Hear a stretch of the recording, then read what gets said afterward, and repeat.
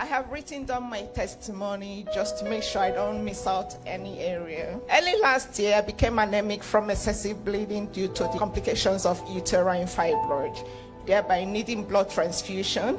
I was in and out of hospital on admission on 4 different occasions. On each visit was transfused with at least 4 pints of blood to keep me functioning, while waiting for a surgery date for my myomectomy, the surgical removal of the fibroid. This was between April and June. Eventually, I was scheduled for the surgery, but this was after they reported that they had seen some from the scans that the fibroid tumor, apart from being so large, was looking very suspicious, which is suspicious of cancer. And for that reason, a hysterectomy was recommended. This was a shattering news for me. I wrote down the situation of what was going on and sent the email to pray with Pastor Jerry. Very funny, that same morning that I sent this email, I received a text message from one of our sisters, Sister Oge, as a welfare check to ask if I needed prayers or anything. I was like, oh my gosh, I've got a family here. I immediately opted out that yes, I do need a prayer. This consoled me and propelled me to know that indeed I do have a family here. Eventually, I had a surgery in July. Few weeks after recovering from the surgery, I was referred to breast clinic. Apparently, they were also suspicious of a mass in my breast area from the previous scan. And to the glory of God, after undergoing mammograms, ultrascans, and 2 different biopsies, the results came back benign, no breast cancer. I was very relieved and happy and was so looking forward to testifying and going back to my normal life. But this was not the case.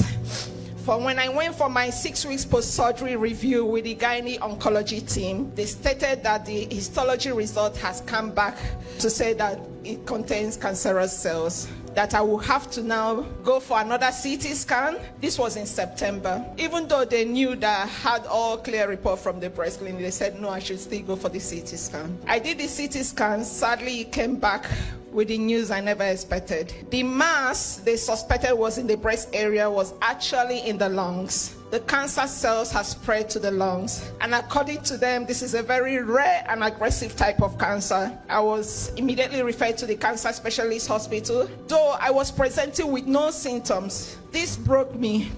I went through different emotions, but I thank God for Nsppd morning prayers because this gave me solace. I wrote again to pray with Pastor Jerry. I stayed on the altar, praying every morning with Nsppd and worshiping on Sunday services online, feeding my soul daily on them and not giving up. Then come the 22nd of December, 1 hour, 8 minutes into the Nsppd morning prayer, Pastor Jerry mentioned my case. Leiomyosarcoma. Leiomyosarcoma. If you are the one, put it on the live stream. Let it be reversed. Leiomyosarcoma. If you are the one, put it on the live stream. The devil shall lie. Let it be reversed. I jumped with the little energy I had in me, and I typed, "It is me, oh, it is me." On 15th of January, 1 hour, 10 minutes into the morning prayer, for the second time, Pastor Jerry mentioned my case again. Leiomyosarcoma. If you are the one, put it on the live stream. The devil is a liar. I announce, let it be reversed.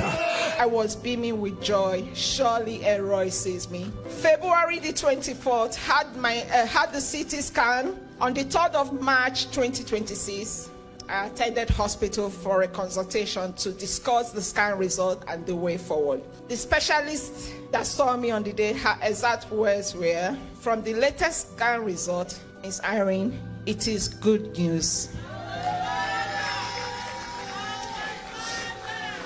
The cancer cells have become insignificant. At this point, no more chemo treatment is required.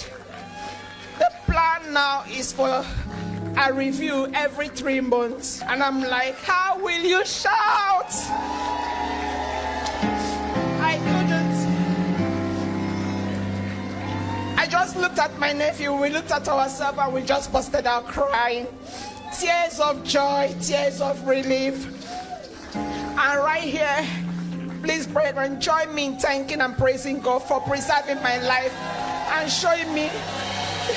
This God has shown me great mercy.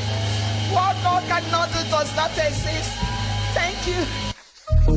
Celebrate a Roy. Celebrate a Roy. Celebrate a Roy.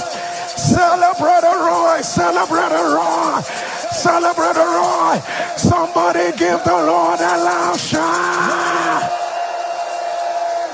Somebody give the Lord a loud shout. Somebody scream, Jesus did it. If you believe it, shout it louder, amen. And when I was worried and couldn't sleep, he was walking behind the scene. Oh, Tobechuku, he has done it for me.